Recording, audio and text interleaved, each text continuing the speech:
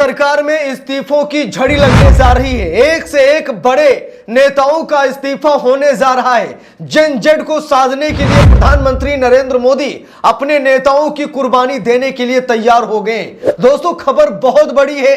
प्रधानमंत्री नरेंद्र मोदी ने emergency meeting बुलाई है और मीटिंग का मतलब साफ है कि जनजेड से हाथ मिलाना और अपनी सरकार बचाना। दोस्तों, कहते भी एक राजनीति में कोई किसी का सगा नहीं होता है। जब तक वो इस्तेमाल योग्य है इस्तेमाल कीजिए और उसके बाद उसे कूड़ेदान में फेंक दीजिए, और भाजपा इसमें महारत हासिल कर चुकी है। दोस्तों, जब प्रधानमंत्री नरेंद्र मोदी को लगा कि जनजेड हमारी कुर्सी खा जाएगा, जनजेड हमें उखाड़ कर फेंक देगा, तो प्रधानमंत्री नरेंद्र मोदी ने अपने बड़े बड़े नेताओं की मीटिंग बुलाई और मीटिंग में जनजेड को अपने साथ साधने के लिए प्रधानमंत्री नरेंद्र मोदी ने विचार विमर्श किया और यह भी संदेश दिया कि जिन मंत्रियों के ऊपर जनजेड हाथ रखेगा कि इनको हटा दीजिए, तो प्रधानमंत्री नरेंद्र मोदी उन्हें हटा देंगे। अब सवाल यह है कि क्या इस बैठक में गृह मंत्री अमित शाह के इस्तीफे पर चर्चा हुई?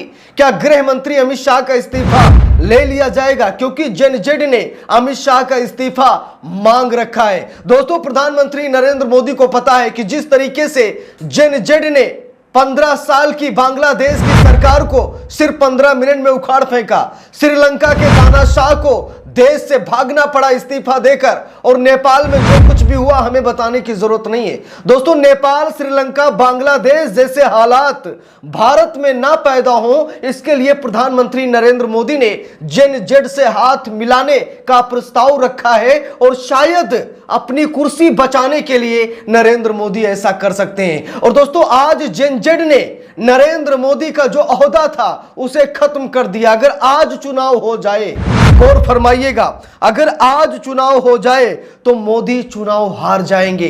जरा यहां पर देखिए, पोल ट्रैकर्स का यह सर्वे आ चुका है जो ये बता रहा है कि अगर आज लोकसभा चुनाव हो जाए तो एनडीए 240 पर, इंडिया 280 पर पहुंच जाएगी।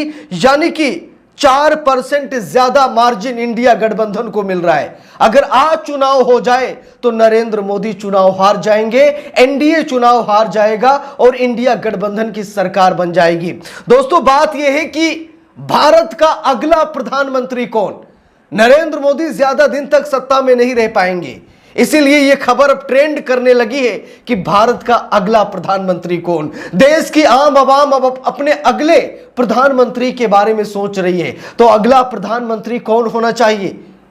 जरा ये जनसैलाब देखिए, जरा ये हुंकार देखिए, जरा ये गर्जना देखिए, जरा देखिए ये नारे लग रहे कि हमारा पीएम कैसा हो, राहुल गांधी जैसा हो, राहुल गांधी जैसा हो, देश का पीएम कैसा हो, राहुल गांधी जैसा हो, देश का पीएम कैसा हो, राहुल गांधी जैसा हो। सभी लोगों ने इस जनसैलाब को देखा है। लेकिन दोस्तों, बात यह है कि अमित शाह को जिस तरीके से चाणक्य कहा जाता है, सच्चाई यह है कि अमित शाह कोई चाणक्य नहीं बल्कि अमित शाह एक बच्चा है। जी हां, बिल्कुल सही सुन रहे हैं। आज अमित शाह का इस्तीफा मांगा जा रहा है, लेकिन मोदी सरकार इस्तीफा नहीं ले रही है, क्योंकि मोदी को ऐसा लगता है, अंधभक्तों को ऐसा लगता है कि अमित शाह चाणक्य है। लेकिन आज मल्लिकार्जुन ने भरे मंच से कह दिया है कि अमित शाह तो बच्चा है। जब मैं विधायक था, जब मैं एमएलए था, तो अमित शाह उठ भी नहीं पाए थे, अमित शाह बच्चा थे, और आज वो अमित शाह चाणक्य बने घूम रहे। मल्लिकार्जुन खड़गे यही नहीं रुके, मल्लिकार्जुन खड़गे ने यह भी कहा कि देश की आजादी में जरा बताइए बीजेपी वालों ने क्या किया, नरेंद्र मोदी ने क्या किया। आज हम स्वतंत्रता दिवस मना रहे हैं, ठीक है, लेकिन देश की आजादी में बीजेपी, आरएसएस, मोदी शाह का क्या योगदान है? मल्लिकार्जुन खड़गे जबरदस्त तरीके से भड़के। ये शाह तो इतने हमारे मैडम सोनिया गांधी जी के खिलाफ बात करते, गांधी फैमिली के खिलाफ बात करते। अरे, मैं जब एमएलए बना था, ये अमित शाह अभी उठा नहीं था। उनका कितना 57, 58 है कितना? हाँ, ये सब 56-57 साल वाले हैं। अरे, देश के आजादी के लिए हमारे लोग लड़े, तुम लड़े। बताओ, कौन सा बीजेपी का आदमी इस देश के आजादी के लिए लड़ा है? कौन सा आरएसएस वाला इस देश के आजादी के लड़ा है? आज प्रधानमंत्री नरेंद्र मोदी देश के युवाओं को दिमागी नक्सली कह रहे हैं। आज प्रधानमंत्री नरेंद्र मोदी देश के भविष्य को दिमागी नक्सली कह रहे हैं। आज जो लोग प्रधानमंत्री नरेंद्र मोदी के खिलाफ प्रोटेस्ट कर रहे हैं, आज जो लोग प्रधानमंत्री नरेंद्र मोदी के खिलाफ सड़क पर उतर रहे हैं, क्या उन्हें प्रधानमंत्री नरेंद्र मोदी दिमागी नक्सली कहेंगे?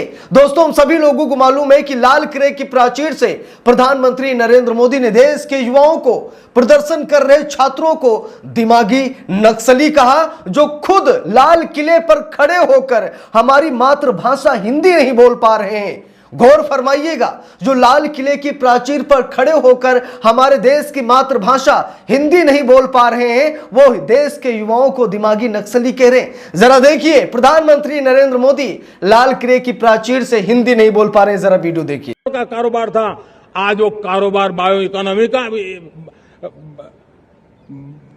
इकोनॉमी 20 लाख करोड़ पहुंच चुकी है दोस्तों।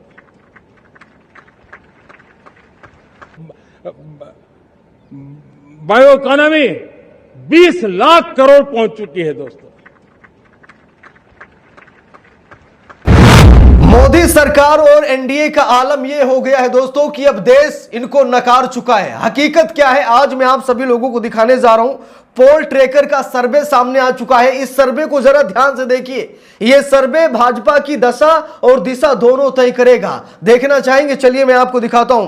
पोल ट्रैकर का सर्वे है कि अगर आज लोकसभा चुनाव हो जाए तो कौन जीतेगा। अगर आज लोकसभा चुनाव हो जाए तो इंडिया गठबंधन की सरकार बनेगी। जहां पर बीजेपी के खाते में 240 सीटें आ रही हैं, तो इंडिया गठबंधन के खाते में 280 आ रही हैं। दोस्तों, अगर वहीं पर फाइनल ओपिनियन पोल की बात करें तो यहां पर देखिए, प्रोजेक्टेड सीट्स की अगर बात करें तो एनडीए के खाते में 160 से 182 सीटें, इंडिया के खाते में 212 से 229 सीटें, बीएसपी 8 से 9, अदर 1 से 5। जरा देख लीजिए, मैं बात कर रहा हूं उत्तर प्रदेश की। अगर उत्तर प्रदेश की 403 विधानसभा सीटों पर अगर आज चुनाव हो जाए, जरा गौर फरमाइएगा, साल 2027 में चुनाव है उत्तर प्रदेश में, और अगर आज चुनाव हो जाए 403 विधानसभा सीटों का फाइनल ओपिनियन पोल देख लीजिए, तो एनडीए के खाते में 160 से 182, इंडिया गठबंधन के खाते में 212 से 229, यानी कि 2027 में उत्तर प्रदेश में इंडिया गठबंधन की सरकार बन रही है और अखिलेश यादव मुख्यमंत्री बन रहे हैं। ऐसा मैं नहीं, बल्कि पोल ट्रैकर का यह सर्वे बता रहा है। दोस्तों, वहीं पर अगर राहुल गांधी और प्रधानमंत्री नरेंद्र मोदी की बात करें तो युवा अपने भविष्य के लिए किसे अपना नेता मानते हैं? जरा देख लीजिए, नरेंद्र मोदी का ओहदा क्या है, नरेंद्र मोदी का कद क्या है, और देश के युवा नरेंद्र मोदी को कितना पसंद करते हैं। गौर फरमाइए, नरेंद्र मोदी को सिर्फ देश की जनता में 23% लोग पसंद करते हैं नरेंद्र मोदी को। वहीं पर राहुल गांधी को 69, यानी कि एक कम 70% लोग राहुल गांधी को पसंद करते हैं। तो यहां पर आप सभी लोग देख सकते हैं कि पोल ट्रैकर के सर्वे में यह पता चल गया है कि देश की जनता अब राहुल गांधी को पसंद कर रही है। देश की जनता अब राहुल गांधी को अपना प्राइम मिनिस्टर बनाना चाहती है। अगर लोकप्रियता की बात करें, युवाओं में सबसे ज्यादा लोकप्रिय नेता कौन है, तो 36% युवाओं ने कहा कि नरेंद्र मोदी, और 58% युवाओं ने कहा कि राहुल गांधी। जरा देख लीजिए, 58% युवाओं की पसंद राहुल गांधी है। दोस्तों, बात चुनाव आयोग की करें तो पोल ट्रैकर ने एक और सर्वे किया है जिसमें यह पूछा गया है कि चुनाव आयोग स्वतंत्र रूप में काम कर रहा है या फिर नहीं। 42% लोगों ने कहा कि हां, चुनाव आयोग स्वतंत्र रूप से काम कर रहा है, लेकिन 48% लोगों ने कहा कि नहीं, चुनाव आयोग दलाली कर रहा है, चुनाव आयोग सरकार की चरण वंदना कर रहा है, चुनाव आयोग सही ढंग से काम नहीं कर रहा है। तो दोस्तों, बात यह है कि अब प्रधानमंत्री नरेंद्र मोदी के दिन लद गए। इस वीडियो को देखने और सुनने के बाद शायद कुछ बचा नहीं है जो मैं आप लोगों को दिखा दूं, या फिर बता दूं, क्योंकि आप सब लोग सब कुछ देख चुके हैं। तो देश की जनता मोदी को नकार चुकी है और राहुल गांधी 2029 में प्राइम मिनिस्टर बनने जा रहे हैं। कोई भी ताकत उन्हें रोक नहीं पाएगी। और साल 2027 में उत्तर प्रदेश विधानसभा चुनाव में इंडिया गठबंधन की जीत होने जा रही है। अखिलेश यादव सीएम बनने जा रहे हैं। कोई ताकत उन्हें रोक नहीं पाएगी। इस पूरे मामले को लेकर आप लोगों की क्या राय है, कमेंट करके जरूर बताइएगा। वीडियो